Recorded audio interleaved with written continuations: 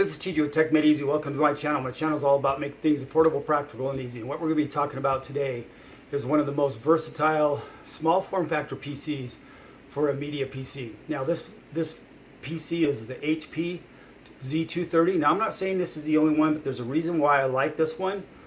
And there's two different sizes in small form factor PCs. There's the one that's really small, almost the same size as a mini PC. And usually those only have room for one or two cards, PCI cards, and one's full and one's really small. This particular one, and no room for hard drives. So if you're trying to make a media server, you're going to want to have some room for some hard drives unless you're going to do something external. So the one that I'm talking about here at the Z230 is this particular one came with 120 gig SSD. Came with 16 gigs of RAM. It came with a 500 meg hard drive. We're not going to use that 500 meg hard drive, but this supports it has 5 SATA ports. Now, can you fit 5 regular hard drives in this case? No, but it gives you options. And so how I'm going to set this up is I'm going to set it up. I'm going to use the SSD it came with. I'm going to use the RAM that it came with, and I'm going to use 3 4 terabyte hard drives. So anybody that's starting out and they want a media server, now you can use bigger hard drives. I'm going to show the price of these hard drives. They're really inexpensive when you buy them used, and they're server hard drives. So I'm not saying they'll last forever, but I've had really good luck buying used server hard drives. There's other ones that you can buy out there. You just have to do your research, but I'm going to set it up with that. And I'm going to set it up with one of the easiest home media server software out there, and that is ZimaOS. It's really come a long ways. I'm not going to go through the install 100%. I'm going to do another video on installing it 100%, but I'm going to do a little bit of that. We're going to set it up. We're going to go ahead and install JellyFin. You're going to see how easy it is to do. We're going to set up a RAID array with our 3 hard drives. So let's first take a look at this little mini PC.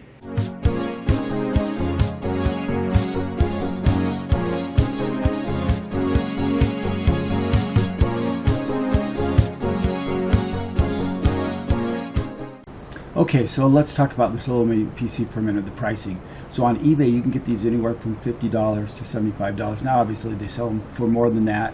When I'm looking at these mini PCs, I always want to get them pre-configured. I don't want to have to hunt down CPUs, RAM for them.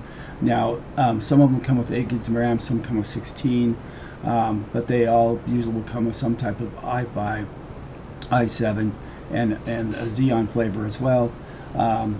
But I love these mini PCs for media servers now, and not just media servers, but you can run all kinds of Docker racks on them, all kinds of stuff, and take up not as much space.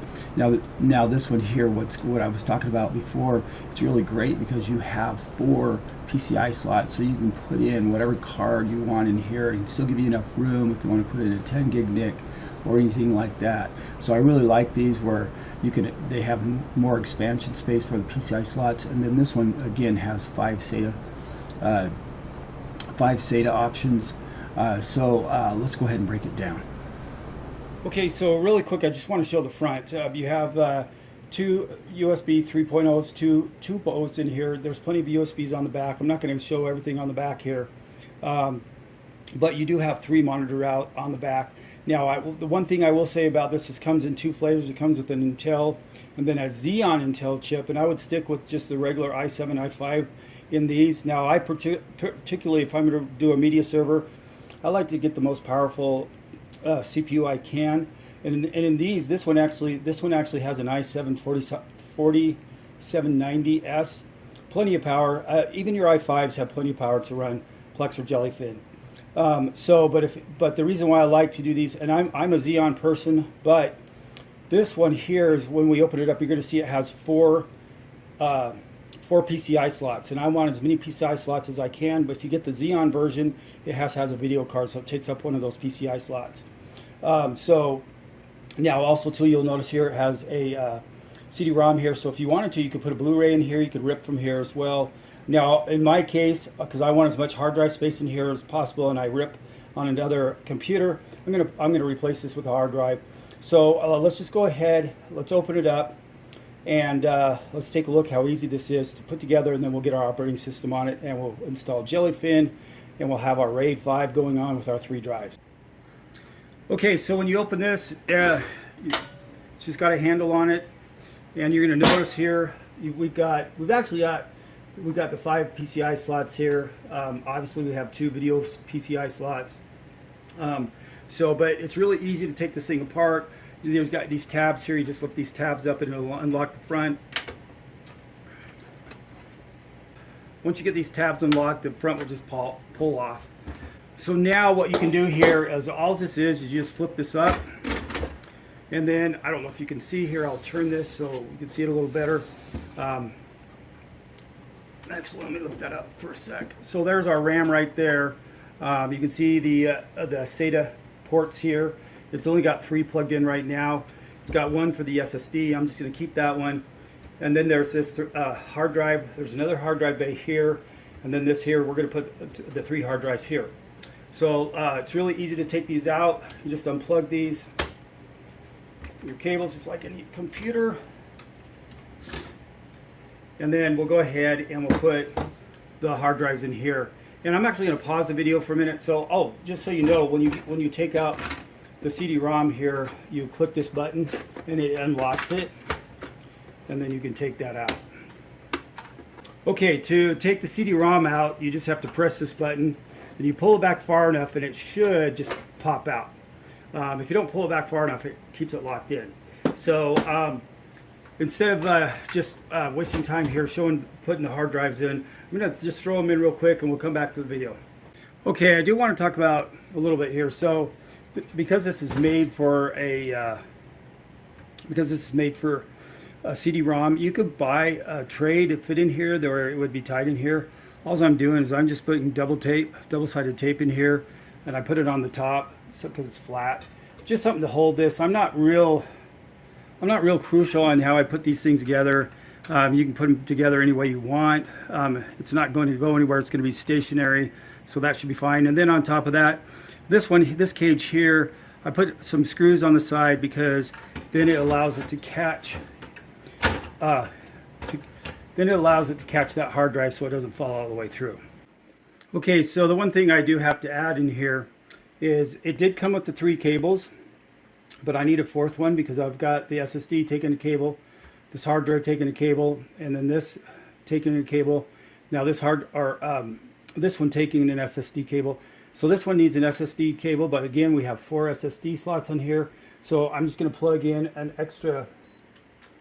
So you might, if you don't have any SSD cables, then you might have to buy one. They're really cheap. I'll put it in the description below. Okay, so I've got my hard drives in. I've got them connected. Now, when you push this down, you just got to be careful not to make sure these wires are out of the way, and you just want to be careful not to put any pressure on your memory here. So if we push this down, it kind of just slides in, and then we can put the case on it. Now, if you want, because right now, we have this space here, and I could have moved this back. You could get and I do have spares of these. I have spares that go in here, so I could put a spare in there. But for right now, this is all I'm going to do. Now, I do want to talk about the operating system options and hard drive options. Obviously, I'm putting 4 terabytes in here because if you're looking to do a multimedia mini server or small form factor server, I'm trying to do this as cheap as possible. But if you can afford 6 or 8, 10 terabytes, whatever it is that you can afford, you can put those in here as well. And you can buy those used on eBay as well. I know that's kind of scary for a lot of people. And I'm not saying you won't ever have any of them go out. But like I said, I've had good luck with them. Now, I do want to talk about the operating system for a minute. If I wanted, say, I had a 4 terabyte SSD, I could replace the operating system with that and give me 4 of these 4 terabyte drives. But again, SSDs are really expensive. You're going to spend $200 for a 4 terabyte SSD. Now you can put the operating system on. This is the only one I'd recommend. This is a Samsung USB, but it reads at 400 megabytes per second, and this one's 512 megabytes. So I could put the operating system on here if I wanted to. And I do that depending on what I'm doing. And you could mirror it, have two of them mirror it, but at any rate, that is an option for you to do as well. I'm not a proponent of putting the server operating system on an SSD. If you are, you need a high quality one like the Samsung here. And they start at 64, 128 gig, 256 gig, 512 gig, and they're really inexpensive. I think this was only like 30 bucks. So I just wanted to let you know that this is an option to run the operating system off of this. Now we're putting the storage in here, so when we set this up, we're going to create the RAID array, and I'm going to show you how, when you install JellyFin, how to map to your storage. So let's get started. Okay, one more thing before we get started.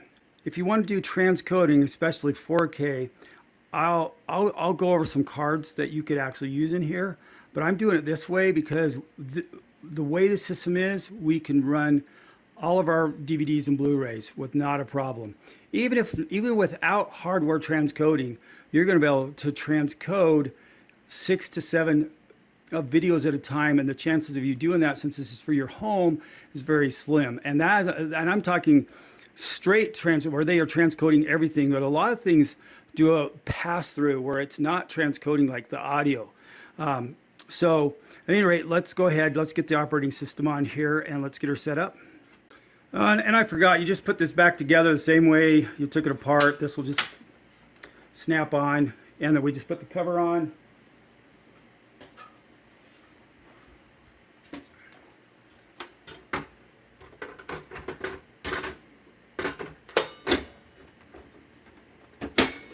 And we're good to go. Okay, like I mentioned, I'm not going to go through this detailed steps, but I'm going to just briefly talk about the steps I'm using to install ZimaOS. You got to go ahead and grab this image file here. Now, the reason why I'm going to go over how to install ZimaOS is not as straightforward, but once you see what tools you need, then it's fine. You can't use Boolean Etcher, you have to use Rufus to install it, so that's what I did here when I put and did this with the 64 gig USB, and so now what we're going to do, we're going to put that USB into our computer, boot from it, and install our operating system. Okay, so I'm just running this from the Samsung Drive F9. Is how you get into the boot menu on HP, and then we'll just go ahead and install this. Install ZimaOS. Like I said, I'm going to show a little bit here because we have multiple hard drives in here. I want to just show you. It's going to if you put all those hard drives in there first, it's going to show you all of them. But we know that we have 120 gig SSD, so that's what I'm going to choose. And do you want to continue? The funny thing is, this system, and this is what I hate about Windows 11, is the requirements, because you can install Windows 11 on older hardware. But if you're not familiar how to do that, a lot of people aren't going to think they can do that. I think they can keep their computer, and I don't know how long they're going to be able to keep their computer running Windows 11 on non-conforming hardware after October 25th. But anyway, so we're just going to erase Windows 11 that came on the disk here. So I'm going to just hit yes. So we're just going to go ahead, just asking if it wanted to partition, and we're just going to let this install, and then we'll go into the operating system. It's that easy. Okay, so ZimaOS is booting up, and you're going to see a whole bunch of stuff on the side there. That's Linux boot up stuff. Now what will happen here, sorry the screen is so small, up in the left hand corner it's going to give you the network address of this machine, and it's 192.168.1.252. so now we can just go back to our computer, and actually in this case I think I'm just going to go to the Windows one. Whether you're using Windows or Linux or Mac, it doesn't matter, because now everything is done through a web browser. Alright, so here I am on my Windows desktop, and what I'm going to do here is I'm going to go ahead and, so we're just going to go here 192.168.1.250 was our address there. So you just go ahead and type that in, and it's just going to go through a little setup here. We're going to do English. It just wants you to create a username and password, and you'll probably want a stronger one than what I'm doing here. I'm just putting in a simple one for this demo. And so we're going to hit, oh, I forgot, in CasaOS and ZimaOS you need a longer password than the one I just put in there, so let me do that really quick. You have to have 5 characters or more. And so we're going to create this. We're going to go ahead and continue. I'm not going to say the password. So here's our interface to ZimaOS. And for those of you that have never set up a media server before, this is the easiest way to get a home server, media server set up. It's not perfect by any means. I was under the impression that this was under beta, but I don't know if it's beta anymore. But there are some limitations of this. And I'm going to go through the differences of this and between CasaOS because they have the same interface and it's made by the same company. But it's really great if you just want to get started. So the way you get to your hard drives is you go over here to storage, and then this setting icon is where you go to manage your hard drives. You can also get two of them from up here. You have storage up here. We can do it there, and it gives you the same interface as if you go here. Now let me just explain, if you've never seen CasaOS or ZimaOS, because ZimaOS is done by CasaOS, or CasaOS is done by ZimaOS. I don't know how that works, but anyway, it gives you a great, really easy to use interface to interact with your server, and an easy way to install apps. Even though it's Docker, they've made them really simple, and so we're going to install the JellyFin Docker through here. So this is just the interface, and it tells me my percentage of my CPU being used, the wattage, the temperature. It tells me my RAM that's being used here. And then it's some network information here, just some general information. Apps is where all of the apps are that you install here, and there's more that you can install that's on here. I'm not going to go through the whole interface of ZimaOS because I want to just get through this, create our RAID, and then install JellyFin and access some movies. So let's just go ahead. Now you can hit discover hard drives, and it'll just show these are hard drives in here that we have available, those 4 terabyte drives. And so now what we can do is we can go ahead and use those, go back to here, and we'll create. Now it's actually showing 4 hard drives here because one of those is an SSD, and it says that's our boot one. So when we hit here, when we hit create RAID, we're going to do a RAID. You can do RAID 0, which is stripe. Don't want to do that. Now if you only have 2 hard drives, you can do a mirror.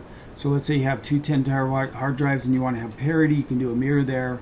Where if one drive goes out, you at least have another drive with your information. Put in another drive, and it'll rebuild the RAID array between the 2 drives. And then you have RAID 5, which allows one parity to multiple disks. And I would say a lot of times it's probably best to limit RAID 5 to maybe 7 disks. But at any rate, we only have 3, so we don't have to worry about that. So let's click on that. Now it says 5 is used because remember that was our boot drive. So now we have these 3. We just click on them, and we're going to go ahead and hit next here, and it's just warning you that it's going to erase that, and it'll name this as main storage, but you can name it whatever you want. Okay, so I'm just going to leave it the default. We'll hit create here, and then it's going to create our RAID array. It's going to combine those 3 drives into 1 drive. It'll give us 1 drive parity, so if we lose a drive, then we can replace it and rebuild our parity. And this might take a few minutes, so be patient, especially if you're using hard drives. Okay, when our RAID is done, then we just it's just going to say successful, and we'll hit the done button here. And now let's just go ahead and let's grab JellyFin. Now let's go ahead and go to files here, because if you haven't been in here before, ZimaOS sets up these folders here that you can use, because ZimaOS you can create it so you can download your pictures, you can access your pictures, your documents from here, so on and so forth. But again, we're not worrying about this today. We just want to create our media server to access our movies. And this isn't an extensive overview of ZimaOS. I just wanted to show how you can do this very quickly, get JellyFin set up and using RAID in this small form factor. So here's our main storage, and so now what we can do is we can go ahead and create a new folder here. I'm just going to call it files. Then I'm going to submit this here. You don't have to create this folder called files. I'm just doing that. And what I'm going to do right now is I'm going to go ahead and copy a whole bunch of movies. I'm just going to copy some movies over and some TV shows, and then we'll set up JellyFin. Okay, so now that we set up this files folder, the reason why we're creating this, we want to create a folder which we can share files copy files over from our Windows. So I'm going to go ahead and hit share here. Now with CasaOS and ZimaOS, you can't create a folder that is username and password protected. So if this is for your home, you have to trust everyone in your home isn't going to delete something they shouldn't delete. But again, this is just a simple way for a home user that's never done a server before to set this up and get going. Okay, so let's open up our file manager here, and we're just going to go to network, and we're going to connect to that drive that we just created. And so now we're just going to go ahead and put on our 2 backsplashes, do our 192.168.1.250, and we should see, oops, 250 should show up here as our files.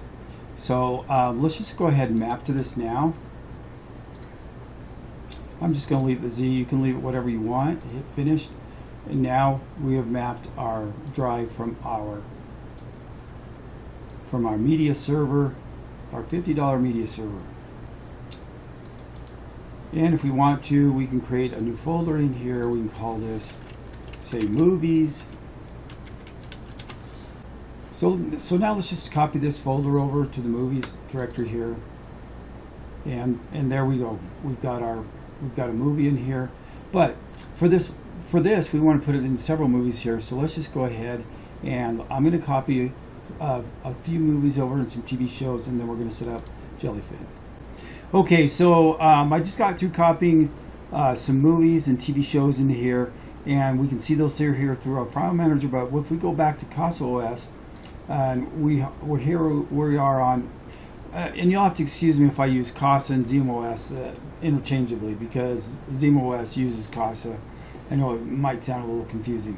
So, but if we go ahead and click on files here, we can see those directories that we just put in here. If we click on movies, then here's some movies I put in here, and some of them are in folders, and then I've got this 16 blocks that I just copied over when I was saying, hey, let's copy a file over. So now let's go ahead and install JellyFin. And again, this is going to be super easy. We just go to apps here, and we're just going to either scroll down, or we can look up JellyFin. But here's JellyFin right here. You just hit install, and that's all there is to it. We don't have to go out and grab an app or anything. We don't have to set up Docker to do this. It's all going to be set up for us. Zima and Casa have made this so easy to do that there's just a few extra things I'd like to see in here, and it'd be just hugely it just makes a really easy way to set up a server in your home and have a media server and have other applications as well, because JellyFin is just one of the many applications you can put in here, especially using Docker. Okay, so now that we have JellyFin installed, and believe me, there's a lot more apps that you can do with ZimaOS and Casa. But now that JellyFin is installed, I have to tell it where my storage is for my movies. So I just click on the 3 buttons here, go to settings, and I'm going to go scroll down here to storage, to media. So in here I'm going to put the path to my media. Now, right now its default is the ZimaOS media directory, but we're not putting it there because we created our RAID 5, and so we're going to put our information here. So when we're in files over here, this is where our media is going to be. So we're going to go ahead and click on this here, and I'm going to click inside here, because what I'm going to do here is, and I'm going to copy this path here.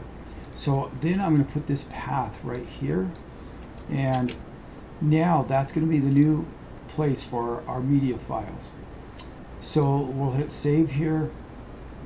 JellyFin will have to kind of install itself, and now we'll just hit JellyFin, and we go through the setup of JellyFin here. And I'll just put in a username, password, and I'm not doing a strong password because we're just demoing this. We're going to add, so in here we're going to add a media library, and we're going to do, say, movies. So you can go ahead and change this movies description. I'm just leaving it. I'm going to add a folder. By cutting and pasting the location of our media, now this media is going to show up here, and here's our movies. So I'll click on that. I'm going to hit OK. And now what I'm going to do is I'm going to go ahead and I'll hit OK. Now I'm going to add another media library because I'm going to do TV shows. So let's go ahead and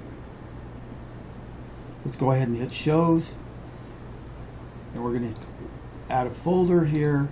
I'm going to add TV, hit that, hit OK. So now all we have to do is hit next. Next. For right now, we're not going to pay attention to this for right now. And again, because this is a quick install, we're going to hit next, finished. And now we're just going to sign in to our JellyFin server. Sign in. And now here's our movies. Okay, so now here's our movies, and now we can just play a movie. Let's go ahead and start this one. And there you go. It's just that simple. We can fast forward through this. We can do it this way. We can click on here, skip through our movie, and it's actually really responsive. So let's just go ahead and go back. Now let's go ahead and go back to home. So at home here, we can go to our TV shows. If we click in here, now we can play whatever episodes we want. Here's our episodes. And now we've got JellyFin installed. So now you see how easy it is to take this $50 small form factor PC and create a media server out of it. It's great because of those 5 SATA ports. It's also great because now we have plenty of room for cards. If we want to put a 10 gig networking card in here, 2.5 networking card in here, we can. If we want to put a video card in here for transcoding, and really transcoding really becomes important if you're doing the 4K, because you can get by with the transcoding that the CPU can do. Anyway, this was just a great way to introduce you to what you can do with a $50 media computer. This is TJ with Tech Made Easy. Thanks for watching. Hope you made it through the whole thing. Have a great day. Now that was easy peasy.